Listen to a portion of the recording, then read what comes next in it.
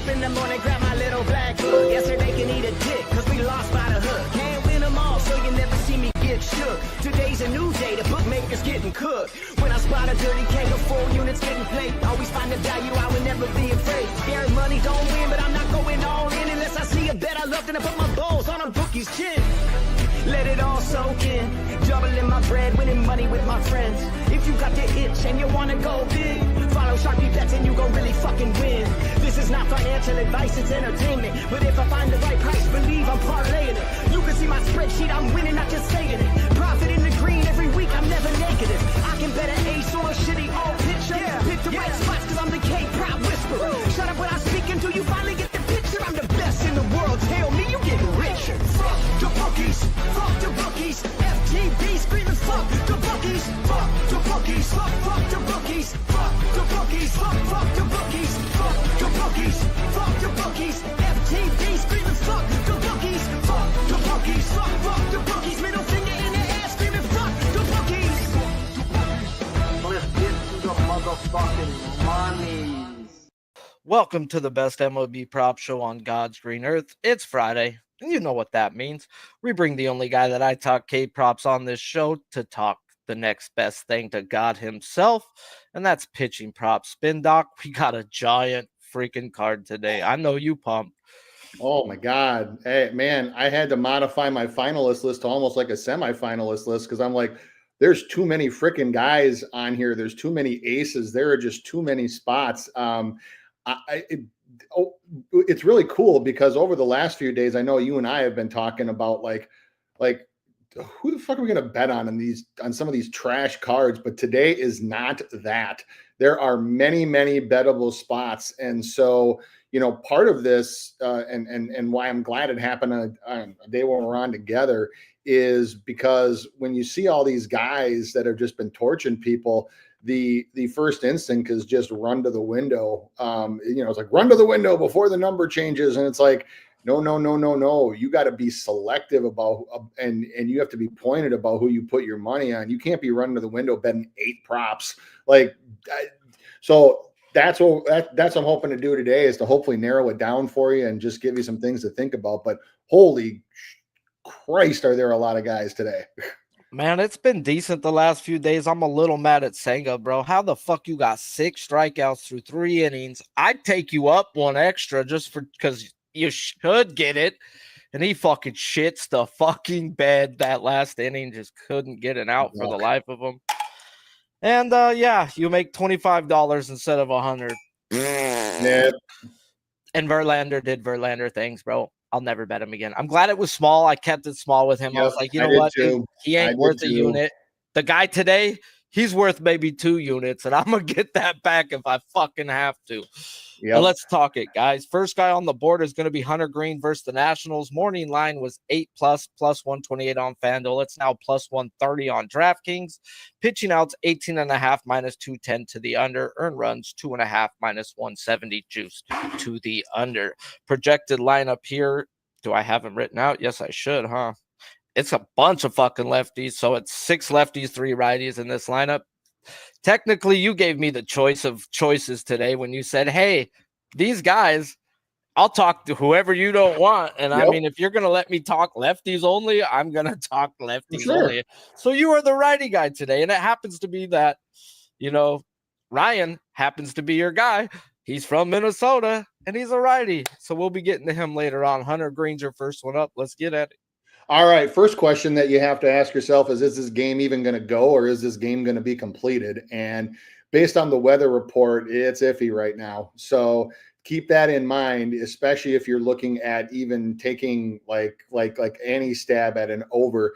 I thought that I maybe wanted to take a look at it for a number of reasons, but based on the weather and based on what I see when I really dig deep into these numbers, I'm not sure that I can. So looking at this lineup, first of all, Green lives in the zone, 57.3%. That's way above pitcher average. But when you only allow 74.2% zone contact, which is about 10% under average, you can do cool stuff like that. So Hunter Green, and really to righties, Green is really a 2-pitch pitcher. He's got his fastball and he's got his slider, and that's all this man needs.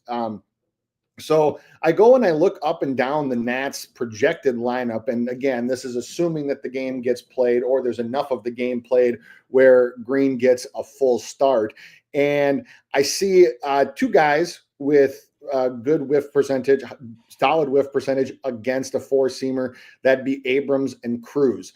Then I go and I look at the slider. And these Nationals, when you compare this year and last year, they don't have a lot of whiff to the slider. Rosario does. Rosario's bad. Cruz is bad still. But you got a lot of guys down in the 20s for whiff percentage to sliders. And even for a guy like Green, who is getting a 52.2% whiff rate on his slider, which is just absolutely gaudy absurd, is that there's some potential for these guys to make contact with that slider, especially because you got four guys in the Nationals lineup that make contact below average in the zone. So you got right now in the projected, it's Abrams, it's Bell, it's Cruz, and it's Young. And Cruz and Young aren't that far under league average, but you have to factor it in.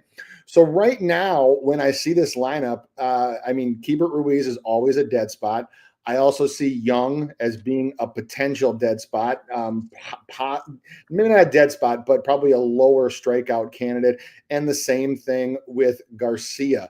So right now, with the line set at 7.5, with the rain projected, you don't know if it's going to be. So let's say the game goes. Let's say Green's moving along with 5 strikeouts in 2 2/3 innings. And let's say you get an hour and a half rain delay. Are they going to put this man back out there? Maybe, maybe not. I would venture towards not. So it's always something that you have to factor into play. So the more I looked into this one, I have to say that over is not an option for me. I don't like banking my under hopes on the fact that there'll be a rain delay and the guy will be pulled. That doesn't have a lot of weight with me. What I will look for, though, is especially if Cruz is not in the lineup for Washington, because this man checks every box that Hunter Green needs to strike him out. I have him for a 1+ right now. He could very easily strike out twice, even in the 7-hole. So I would like to not see Cruz if I'm even going to take a like a whiff of an under here. I would prefer probably not to see Wood in the lineup. I don't want him, or I don't want him to see him batting that high, because he does have a 26% strikeout percentage against righties, and he does have a decent whiff percentage to the slider and doesn't make contact when he chases either. So this one is probably going to be a pass spot to me, but since it is Hunter Green, I did want to talk about it because he's one of the aces going today. Are there 7 or are there 8 strikeouts to be had across this Nationals lineup? Maybe under optimal conditions, especially if like Ruiz didn't play. But based on how it looks right now, I would probably just leave this one alone. Yeah, this is one where it's the rain for me that I won't even break down the lineup or try to get to it. I mean, I've done so much work, and like you said, there's so much more work still to be done today that when I check the weather, it says it's not showing. And I look at the radar, and it just shows a big green map going through all of Washington, and it ain't stopping. So I get it if you're on the under or over. I'm surprised they don't have a hella easy line for you to bet so they can just hold your money till the game gets called canceled. Right? But I don't think it goes off today. I'm still kicking myself about yesterday, bro. Like, fuck, dude. Fuck Abbott. I didn't bet the under. We were talking. I was like, bro, rain's coming. Yep. Like, I see it. Rain is coming. And the rain came and he didn't cash, and it would have been the easiest fucking bet of the day. I got to pay attention to these radars, man. And when the radar shows shit, you got to pay attention. Yep. And like the Atlanta game today, we're not talking Yoshi, but I did check the radar, and it has a storm surrounding Atlanta going over it, or like splits up. All around it, right? Yeah. Yeah, Mother Nature is a twisted son of a bitch, guys. Within 1 second, it's this way, and then it closes. You probably will not see me even trying to bet in a game like that today. You're just playing the dice. When does the rain come, or does it? The worst thing is an over better besides an injury is Mother Nature. All right, next guy on the board is Jesus Luzardo versus the Diamondbacks. Morning line, 5.5 even money. Now it's minus 102 on FanDuel. Pitching out 17.5, minus 165 to the over. Earn runs 2.5, minus 130 to the under. Projected lineup is 7 righties, 2 lefties. Now, this game also shows some rain, but when I pull up the radar, it shows a small storm passing under Philly. So it's something to pay attention to as the game gets closer to see if it has changed its path. But it looks like this game should go. Now, Luzardo gets the Diamondbacks, who over the last 15 days or over the last 200 plate appearances versus lefties are elite. Elite to say the least, guys. That's just what they've been throughout the years. They're not striking out just 14%, walking at a high clip, yet have a bottom of the barrel isolated power. And the key has told us the story with Luzardo this year is when it has said under, it has gone under, as the Giants and Cubs had a lineup that did not chase. Where the only 2 games he had 6 of the 9 chasing in his favor was the Marlins and Nationals, where he had 7 and 11 respectively. So let's see if we can get in on some of this Luzardo today, as it was in the lineup yesterday with Singa. And if this is the lineup we get, these Diamondbacks don't strike out to lefties, supposedly. They'll be going down today, as we have 6 of the 9 projected league average or worse at chase. And if you want to chase versus a guy like Luzardo, good fucking luck. Through his career, he's 11% better than league average. That's elite to say the least. So let's run this pitch mix and see if we can get in, as the line is telling. I actually thought it was 6.5 at one time. Was it not? It was. It opened at 6.5, I believe. Yeah, I thought it was 6.5 plus money, bro. And now it's a 5.5 minus 102. Yep. That is a drastic fucking change, and that has to do with what I told you at the end. I was like, bro, I found this out after I did my capping. I says, Kettle Marte's coming back, and this is a different team with Kettle. Kettle's projected off the IL today, and that will change the lineup. But projected lineup right now, if he tries to go and they say he can't, I will be getting in. But this line move, a whole strikeout, is fucking terrifying. Horrifying. So I got him for 6 exactly as it was. But at the plus money, I was 6.5 with this lineup. But at the plus money at 6.5, I was thinking it was worth a shot on a 50-50. But, dude, this line move has me fucking terrified and probably not getting involved in this game. You got anything on Luzardo? I was just going to say that is the line move to me would indicate that Marte is probably going to be in today. And I would guess he's in for Tawa. That would be my guess. And I'm trying to think of who else he would be. In for. Maybe, yeah, he'd either be in for Tawa, or they would take Grichuk out and he would DH. I could see him maybe DH. They're not taking Grichuk out versus lefty. No, so they're going to take out Tawa. Right. Well, Tawa's out. Well, I mean, they could move Grichuk to the field and take like Barossa out. Maybe Tawa's playing second base. That's Marte's job. That's his spot. No, I know. No, I know. That's what I'm saying. I'm just saying if they wanted to keep Tawa in the lineup, you could do that. Just because Tawa is a pretty decent contact hitter. He's also, if I remember right, not too bad against lefties. His overall zone contact is just slightly below league average. So it's probably going to be for Tawa.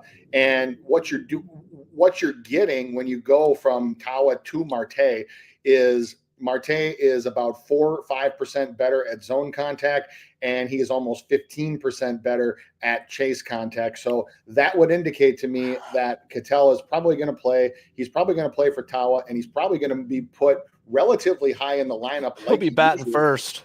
He'll be batting leadoff, man. Yeah, I'm sure. And he don't chase either, bro. Like, that's the one thing Marte doesn't do. He don't chase. No, and the Diamondbacks don't bat Carroll first against lefties like ever, like never, ever. In fact, I've seen him move him down to like 6th or 7th against lefties before.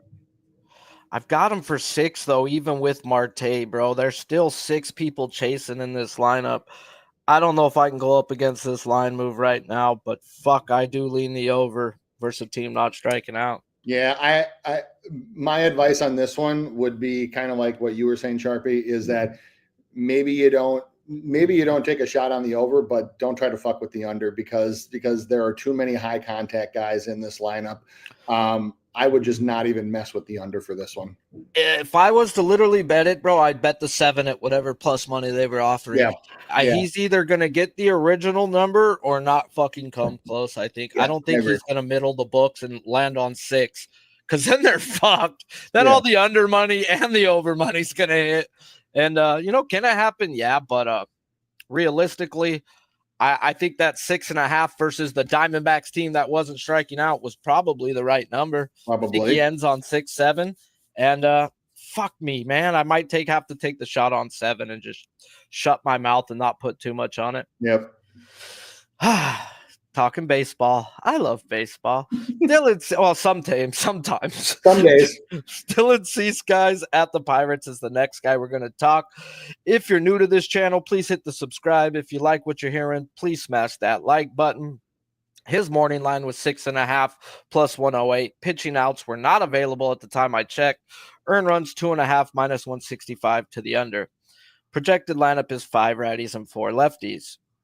It's your guy. Well, technically, you kind of gave me free picking. No, that's okay. Let's talk Cease.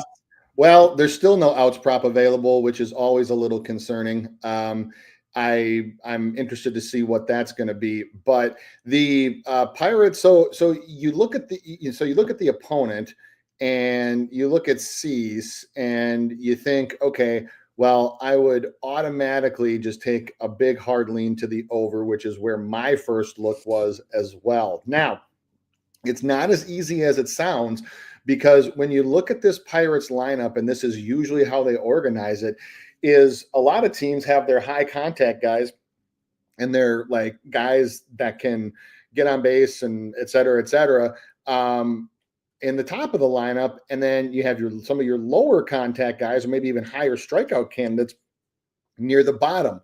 The Pirates don't do that. The Pirates go in reverse, because right now with this projected, which is how they run a lot of their lineups, you have Frazier and IKF, Kiner Falefa at the bottom, and that's their 2 highest contact guys. Well, I guess Ke'Bryan Hayes too. But those 3 guys are in the 6 hole, the 8 hole, and the 9 hole.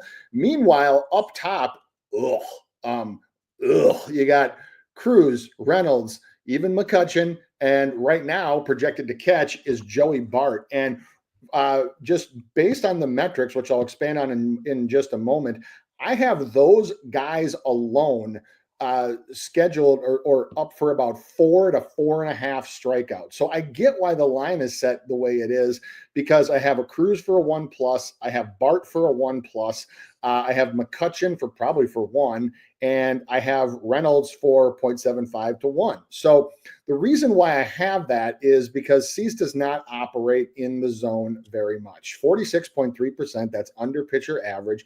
And that's what happens when a slider is your main pitch. Now, I go and I look at the whiff percentage to a slider for those top 4 that I just mentioned, and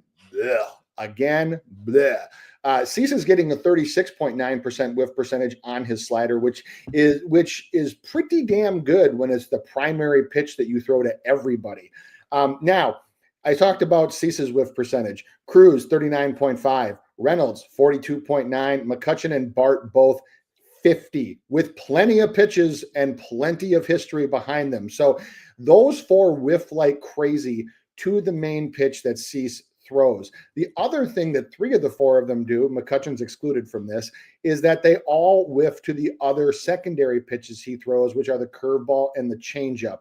To righties, Cease usually will just go with four-seamer with four-seamer and a slider. But to lefties, the curve and the change, you have the 2 that'll bat lefty, Cruz and Reynolds, 37.5, 39% whiff percentage, high whiff percentage, absolutely just terrible chase contact. The only thing that they don't do is not a lot of guys in this lineup chase. The only one who chases above league average is Ke'Bryan Reynolds.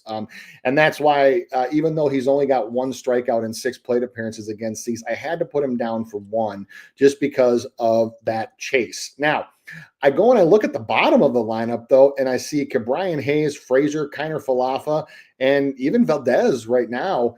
I mean, he's got to get 3 to 4 strikeouts from those guys. And I think that the line is set pretty correctly when you look at it that way, because what it means is that he's going to have to get Cruz, Bart, Reynolds, McCutcheon. He's probably going to have to get at least 2 of those twice. If he's not, or get somebody he shouldn't, Frazier, Kiner Falefa, or Hayes. Can he do it? Yeah, absolutely. He can do it. But this is one where I think that the line is set pretty close. It's set pretty closely to where it's supposed to be. And then I go and I look at Cease, and I look at some of his road performances, and 6-4, only two games for that. But then I look at other teams that he's faced that don't chase, and that would be the Cubs with 6. That would be the Rays with 6, the Astros with 6, Athletics 4. So it's not as easy as it looks on paper. I want to see lineup construction. For me to even want to go in on an over here, Joey Bart's going to have to be the catcher. There's no other way. And I'm going to need to see those guys at the top of the lineup, and I would prefer to have either Frazier or Kiner Falefa out. Well, how about this? I just pulled up Mitch Keller. No outs on him. So what does that mean? It means there's going to be fucking rain, fellas. Yep. So I go throw the fucking weather map up, and at the time of this game supposed to be starting, there is a big storm hitting Pittsburgh, and it ain't going to let up but for a little bit, and then back, and then a little bit, and then back. So if you are betting the over on Cease today, don't. He ain't going 5-6 innings. And personally, I look for Chase. He just brought it up. And when we talk through the chase, when I look at him, guys, literally it's told the story. He's had one lineup this year that's been 6-3 to the over or anything better that chases. And what did he do? He got 7 that day. Yep. And he hasn't seen a lineup since that chases. Now we get to this Pittsburgh lineup. Projected lineup, 3 guys who chase. As an over better, I'm done. I'm not looking to cap him no more. You've shown me that 7 is the best you can do versus teams that don't chase. That's the number you're at. I'm not trying to fuck around and find out. If I was to bet it, I'd actually take them under. And with the rain coming, if they start this game, I might fucking do it just on the low and not tell nobody, because I'm sick of fucking watching this shit, watching the radar, and then it happening. Fuck you, Abbott. Your mother's a whore. All right. All right. Back to the next game, guys. Do me a favor, guys. If you do like what you're hearing, smash that like button. If you're new to this channel, please hit the subscribe button as well. Now we've got good old Tarek Skubal versus the Angels. Morning line, 7.5 -110 on DraftKings. Pitching out to 18.5 -190 to the under. Earn runs 1.5 -130 to the under. Yeah, he is that dude. Projected lineup, 8 righties, 1 lefty. Now, me and Spin both got tagged into something on Twitter this morning asking if this line was a trap. And I'm going to tell you, I don't think it is. He's been a 7.5, 2 times. This is the 3rd time this year. Seattle, number 1, terrible zone contact, striking out at a bad rate. Baltimore, he was a 6.5 juice till the lineups came out, and he moved to a 7.5. I bet him last week. He had 11. Now we're back at the Angels, where we got a team who strikes out, and they put him at a 7.5. This is how they have lined Tarek Skubal. Now, let's get to him, at least in my opinion. Skubal gets the Angels, who over their last 146 plate appearances, as that's what they have in the past 30 days, as I don't go past that for a lefty, yet I do prefer 200 plate appearances. Either way, they're not good, as they're walking at a putrid 2.5%, striking out at a disgusting 27.5%, while having a bottom 10 ISO. And with a guy who lives in the zone like Skubal, zone contact is the key. And this year, in his 6 games, he has had 3 lineups that had 6 or more worse than league average at zone contact, where he's averaging 8.3 strikeouts a game. 6 versus the Yankees, 8 versus the Mariners, and 11 last week versus the poverty lineup that Baltimore sent out. Now, when the zone contact is pointed to the under, in the other 3 games, he's averaging just 5 strikeouts a game. So 2-1 to the over if you've just been betting the zone contact when it says. Now, if you've been betting his zone contact, you're 4-2. Yeah, you're winning if you're betting him over under just strictly by the key. So let's go look at this key. And yeah, the Angels, like we talked about the other day, are just as bad as their overall numbers. We have 6 of the 9 guys projected worse than league average at zone contact. Granted, one of them is a kid, so not a lot to take from it. So when I run the pitch mix versus this projected lineup, guys, I come up with 6.75 with a kid. So give the kid a half, and we're at 7.25, with 10 being his max. So I get it if you're on the over already, guys, and you're automatically betting it. I get it. It's the Angels and it's Scooble. Me personally, I'm going to wait for the lineups to either pull them down the 7 with the altered team total under of the Angels, or just straight up bet the 7.5. But as of now, I would like to have him where if he goes 7-7, because he does pitch to contact, he does throw a sinker. Now, what's good is the one time he didn't hit his K prop versus a team with bad zone contact was a team who ran 4 lefties. Now, Scooble has fixed his problems with lefties. He used to be atrocious at striking them out, but he also only throws sinker slider to him. He does not throw four seam, nothing else, bro. You're going to get a sinker ball and a slider. And if you make contact with the sinker, you're going to put it into play as in a ground ball. So, not too bad on it. But if that's the lineup they're going to send out there versus me, I'll probably pull them down to 7, take the team total under 3.5 or 4.5 to get it at like minus 120 or under. So I'm a back Scooble. I think the line's right. And with the right lineup, I'll look to bet the 7.5 straight. Yeah.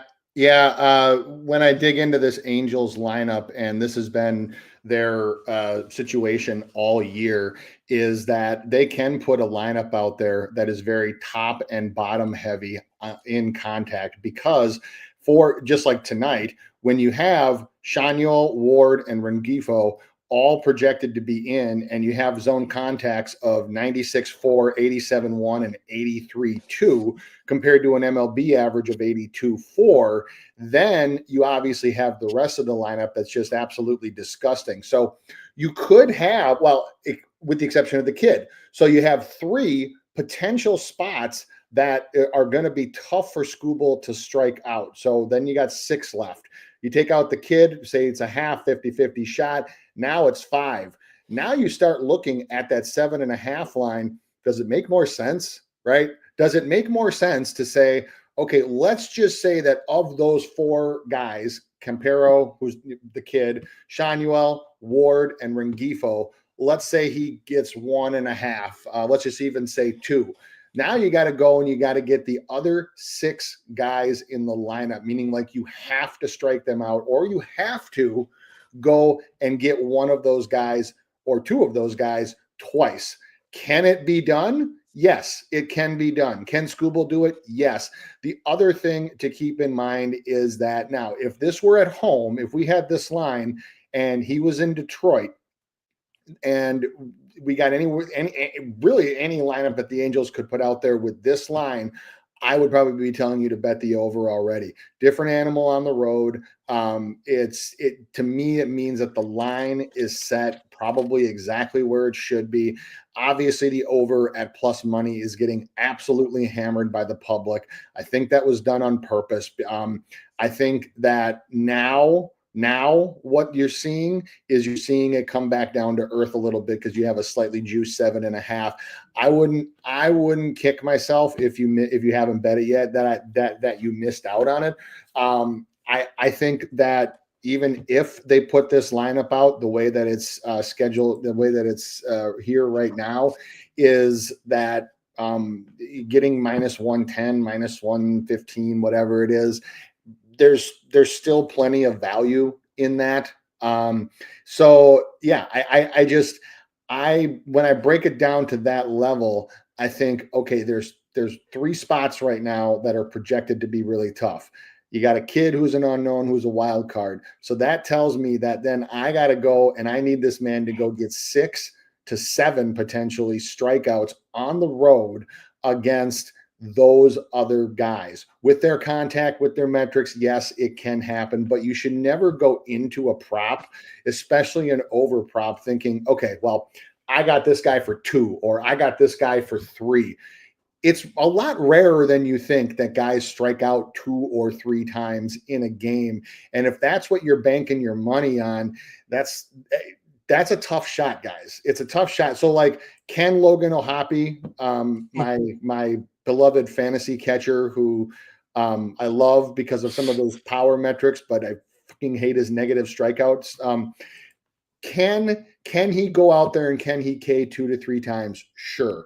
But when you're capping or when you're putting this together, I wouldn't just look at the lineup and be like, well, I got O'Hoppe for 2. Like it's a lot rarer than you think that a starting pitcher strikes out a hitter 2+ times in a game on the road. So don't bank on that, but just know that it can happen. Yeah, it's crazy. You can get literally 4 from the bottom 2, mm-hmm. But you can't count them for 4. Nope. But dude, I wish we could have Paris and Adele at the top. Oh, please. Like you said, though, Ward, Renfigo, Chanel, it's not just this year. It's through their career they've been elite. So those are 3 legit tough spots. I've got Ward for a half, where Renfigo and Chanel, I've got nothing. So he's going to have to see Campanero, Paris, Adele 3 times, guys, which means maybe the out spot is the better bet. You're getting plus money on an 18.5 for him to get 8 realistically versus this lineup. He's probably going to have to see Paris and Adele 3 times. How do you do that? By going 7 innings. So maybe the plus money spot, maybe that's where I might look to it. Cause right now I've got him literally probably like 1 per inning. Does he go? Can he get 8 through 7 on his? Yeah, it's Scooble. It's the Angels, but fuck me running. I don't want to be yelling at the TV tonight. Yeah. I texted you yesterday. I'm gonna go ham on 2 guys. One of them I had to pull back, and this was one of them. I was like, bro, this is a smash spot. And then I'm like, whoa, okay, all this 3 guys are good, bro. Like you can't fucking hope for the best. Like, oh, he's gonna get Soler twice, even though he's only got him once in 7 times. Like, yeah, he can get him twice by the pitch mix, by the zone contact, but Ward, Renfigo, Chanel, tough. If he can get Ward to start the game off with live bet that shit and some juice, take the minus 140. Now, if any one of those 3, especially Chanel, are not in for whatever reason, pay the juice wherever it moves, then go. Then you have to go. Because anybody that they can put in to replace any one of those 3 guys is ripe for a strikeout against this. I'm bummed Trout ain't in the lineup, bro. He's ripe for a strikeout. Who's that? Trout. Oh yeah. The fucker's hurt again. Oh yeah. Give me Paris. Give me Paris, Adele, O'Hoppe. Even Neto, bro. I think Neto goes down 1+. Yeah. Timmy Anderson. Give me Timmy Anderson. He's actually got decent past history versus him, I think, at not striking out. Back when he was with the White Sox? The White Sox. Yeah. I think I saw he was the only one with like freaking a lot of history. Except for, to be fair, those were different versions of Tim Anderson and Tarek Skubal than we see tonight. Oh, so true. I wouldn't even have thought of that, dude. Like, no, yeah, that's back when Tim Anderson was good. Bro, he might be in the lineup. He's batting .522 off of him in 24 plate appearances. You'd be dumb not to play this guy today. He's also struck out 25% of his at-bats. And Scubal's now a dog, and Tim Anderson's on his worst days. So if you're waiting on a lineup, just know. Oh, fuck. Please put Anderson in it for some. Oh, God. Shanuel first, Rengifo second, Ward third, in that order. If any one of those 3 are out, then it becomes almost an automatic. You have to take a shot on the over. If 2 of the 3 are out, you should be running 3 unit, 4 unit, 5 unit, whatever you got in your account. Should literally be pushing people down on your way to the window. I'm mad I didn't do that versus Baltimore last week with Scooble. With the poverty lineup. I'm like, bro, you see this fucking lineup? Oh yeah, I saw it. I was sending it to VIP myself. I'm like, he didn't make the list to begin with, but he sure as fuck is on it now. Bro, he murdered it. And that's exactly, bro, what he's done though with the key this year. So he's averaged 8.3 strikeouts. He's at a 7.5, bro. This isn't over or nothing. And the books know that. That's why he's a 7.5. He's been a 7.5 2 other times in those spots this year where it's over or nothing. He had 8 and 11. Follow the books when it's with Scooble. Yep. Another guy, man, who it's been doing pretty well for his metrics, and then when he got himself a spot to shine, this motherfucker shined. We talking about your Minnesota Twins, Joe Ryan at the Red Sox. Morning line 6.5 plus 124 on FanDuel. Pitching out 17.5 minus 165 to the over. Earn runs 2.5 minus 125 to the over. Projected lineup is 5 righties, 4 lefties. Let's talk Joe Ryan. All right. Well, this is a for sure over or nothing spot for me. And if Ryan is going to operate in the zone as often as he has been for the season, man, it's going to be tough to get me off this over. Reason being is Ryan in the zone 57% of the time. That's a stiff number, but only allowing 73.1% zone contact. That's almost 10% under starting pitcher average. Now I go and I look at the Red Sox lineup, and oh my! I obviously Devers is been a walking strikeout this year. We know that, but then I look at 6, 7, 8, and 9 in their lineup, being Campbell, Casas, Rafaela, and Narvaez, and these are just strikeouts. You could go after Bregman, in my opinion. What's that? After Bregman, it's downhill. Pretty much, it's downhill. The only one might be Abreu, but definitely 6, 7, 8, 9. There are some gaudy contact numbers. All of them are under 80%. Some of them are even under 78%. It's bad. And so for a guy that operates this much in the zone, then I also go and I look at his out pitch, which tends to be the sweeper. And I go and I look at these same guys, and Ryan is generating a 43.6% whiff percentage for the sweeper. That's a really healthy mark. And then I see Campbell's at 43.8, Story's at 43.8 as well. Narvaez is at 47 nearly.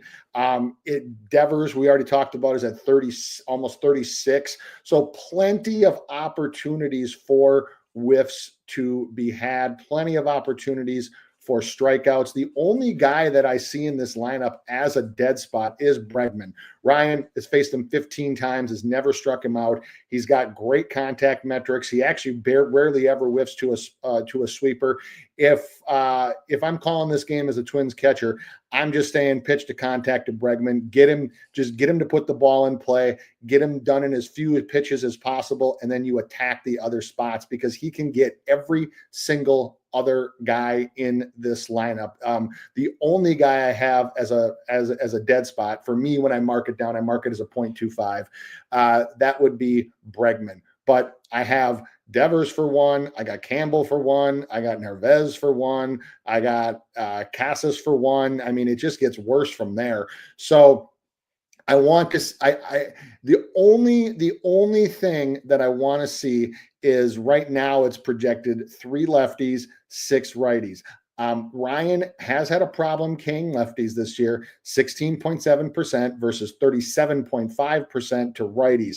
So I want to just make sure that the Red Sox aren't going to load up with lefties. It might give me a little pause, but it would only make me do is just want to pull them down and pair them with something else, or do something like that, versus just playing it straight up. Now, one of the lefties is Devers, and he's a strikeout waiting to happen no matter who's facing him or no matter what the pitcher is. But then the other two, Abreu and Casas, Ryan can definitely get. So even the guys that are lefties in this lineup, is that they have a lot of the boxes checked for the type of guy that Joe Ryan can get with his stuff. So I am very, very clearly looking at an over here. Want to see a lineup just to make sure. I also want to see who's catching him. I want to make sure that all those things, all the T's are crossed and the I's are dotted. But it's probably going to be hard to get me off and over here. Oh, God, dude. There's so many things this may be my favorite spot, but then at the end, I'm going to tell you why I might shit the fucking bed. Oh my God. So why it may be my favorite spot is Spin just broke you down talking zone contact and why he liked Ryan, because that's what he uses for him. I use Chase Contact and it says it too. So, fuck. He gets the Red Sox, who over the last 15 days, they are walking at a high clip, only striking out 22% of the time, and they have the best ISO in that time span. And who have you seen? They haven't seen a lot of guys I'd bet on. Now, I bet on Miller, and Miller just ain't been that fucking dude. But guess what? Woo, Ric Flaired them bitches the next day. So, if you got fucking good stuff, you've dominated versus this team. They haven't faced a lot of guys that I'd go look to bet on. So I will say their numbers are fraudulent. Now, when I look at him, guys, with Ryan, I look at his metrics and I see he is worse than league average at chase contact through his career. So I've used chase contact.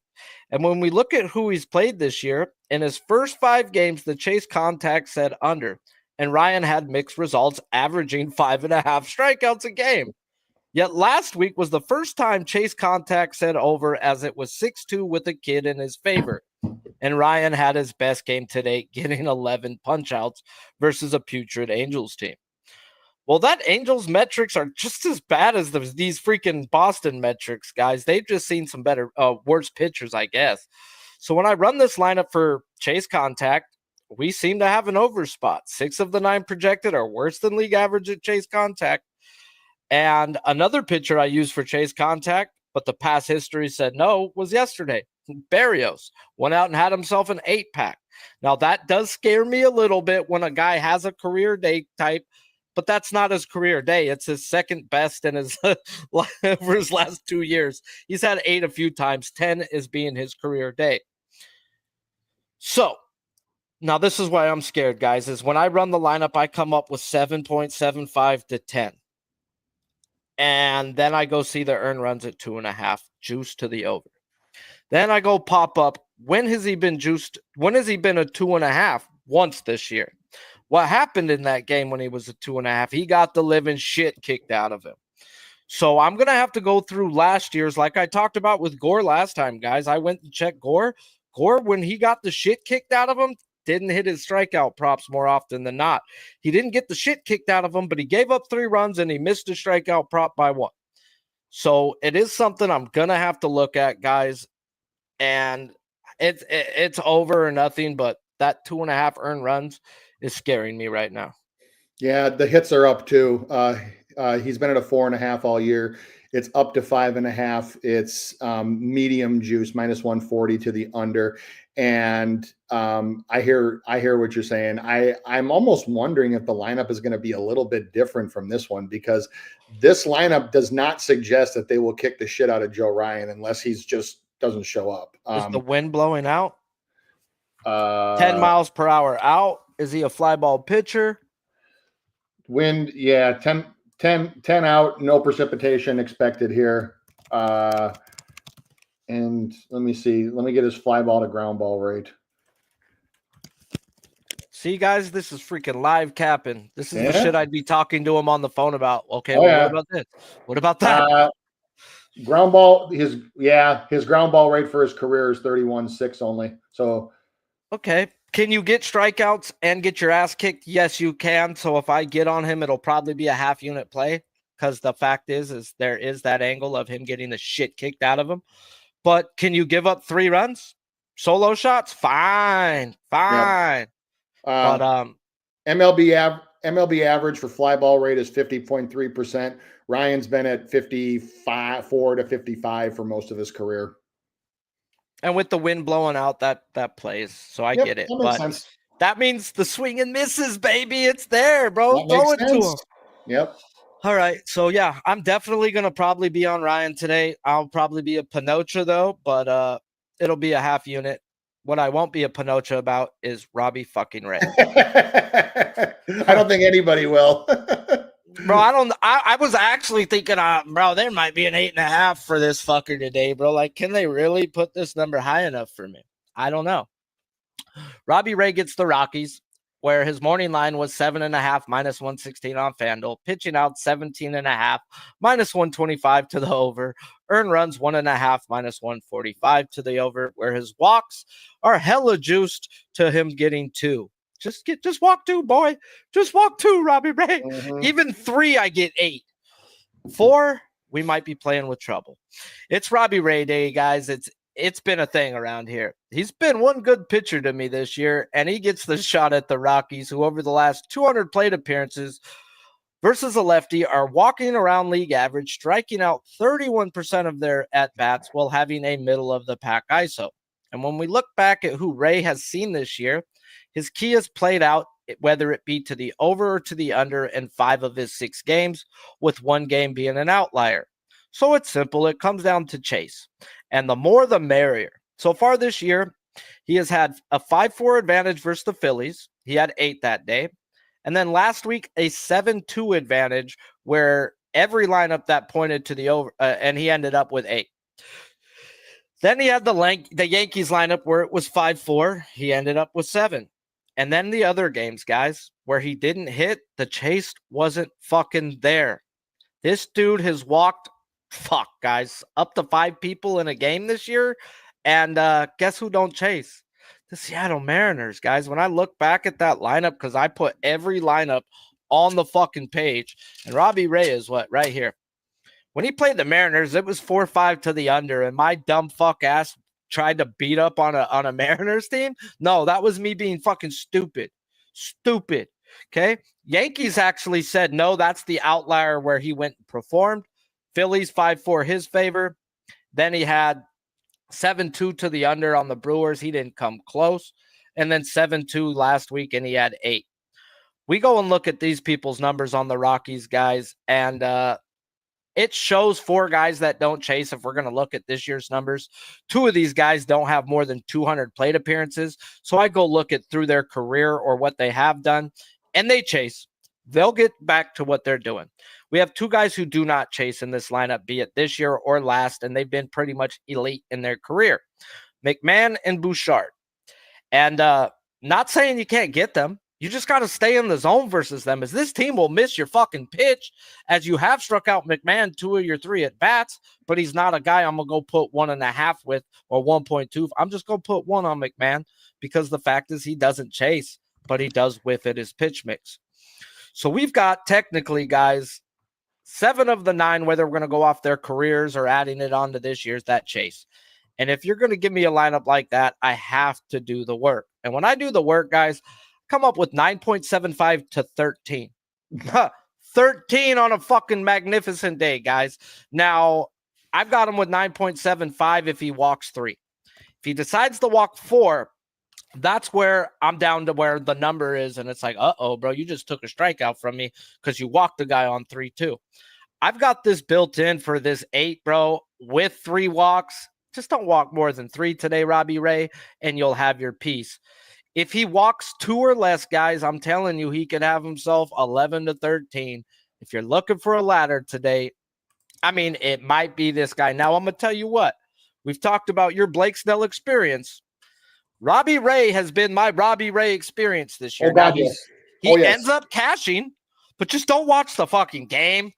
Oh, my Lord. He could walk fucking 2 strikeouts, 45 pitches, 3 walks, and then fucking yap, hits your fucking K-prop, and then gets the shit kicked out of him. It's not been pretty at times, guys. I think the Texas game was kind of easy. He cruised through that game. Yep. That was his last game. And by the metrics, this is an even way worse team, guys. So give me Robbie Ray. I'm waiting for the lineups, of course. I want to see if they put Farmer in. I want to see what they have some good guys that can drop his strikeouts down some for me. But right now I got him at 9.75, and you can't drop it down too far to where I ain't betting that 8. So Robbie Ray may be a bigger play than I tell people to bet, but I'm probably going to go ham on him. Yeah. The only guy that you didn't mention that I'm like got my fingers crossed, like please put this guy in the lineup is Shunk.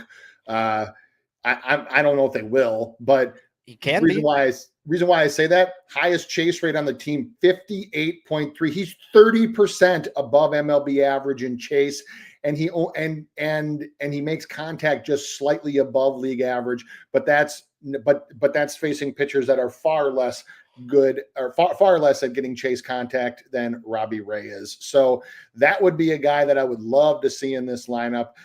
Stallings is projected to be in. I see Tovar, I think Tovar would be nice to be in because he's another guy who chases a ton and doesn't really make that great of contact.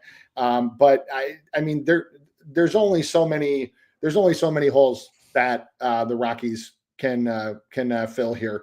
And what would be really, really nice is if we get a lot of those guys with the chase way up in the lineup, because then that means that, that's the more times that Ray will face them.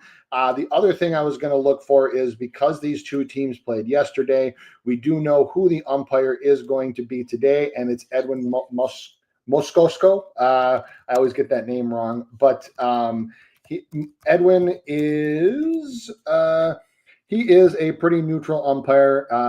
Nothing too big, nothing really to worry a whole lot about. But there's probably not a lot that would get me off of this anyway, because this team chases so much. I mean, I could probably spend another 5 to 10 minutes just going through how god-awful, hideously bad this team's swing metrics are, but it's not necessary. I mean, if you watch this man's show, if you watch my show, we talk about pitchers against the Rockies virtually every fucking time we're on, and there's a reason for that. So, bro, check this out. Out of all of his pitch mixes, only one person doesn't whiff to one pitch. It was question marks on the kids, but everyone else, if he's just near the zone, fuck, they'll chase. They can't hit what you got, Robbie Ray. Nope. Go out there and be that dude today. Nope. You're not Justin Verlander, I'll tell you that. I mean, the simple fact of this one is you're betting over or you're betting nothing.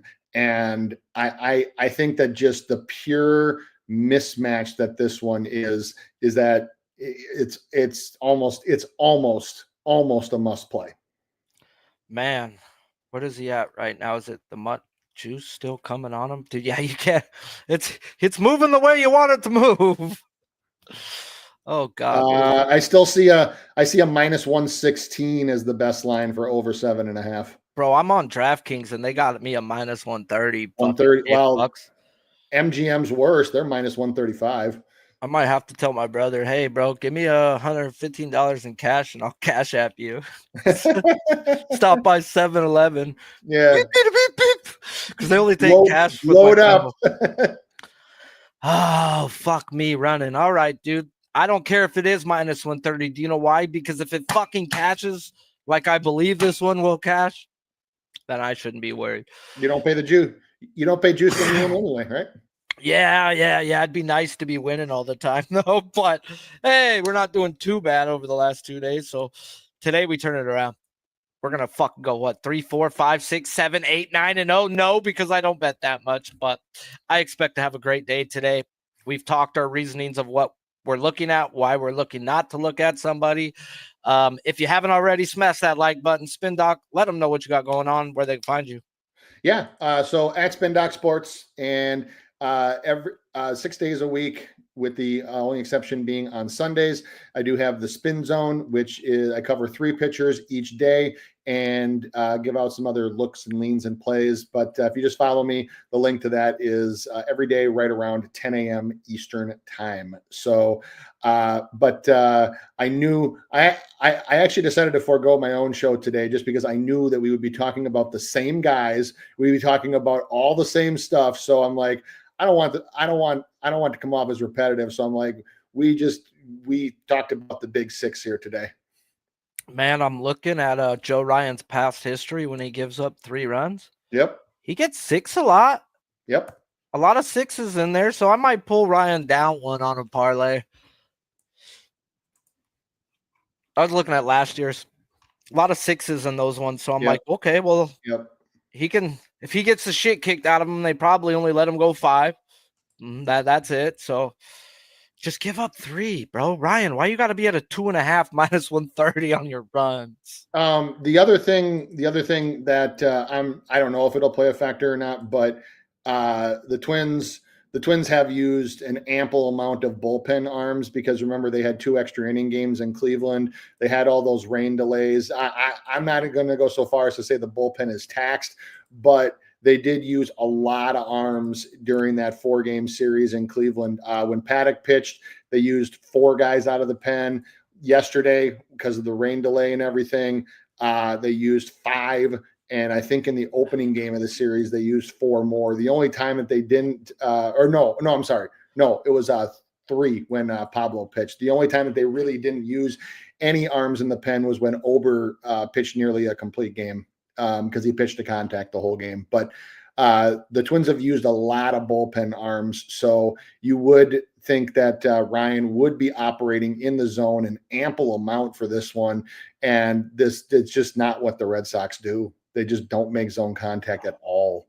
Last year versus Boston, 6 innings, 3 runs, 5 strikeouts. Go 6, bro. Give up 3. That's a quality fucking start.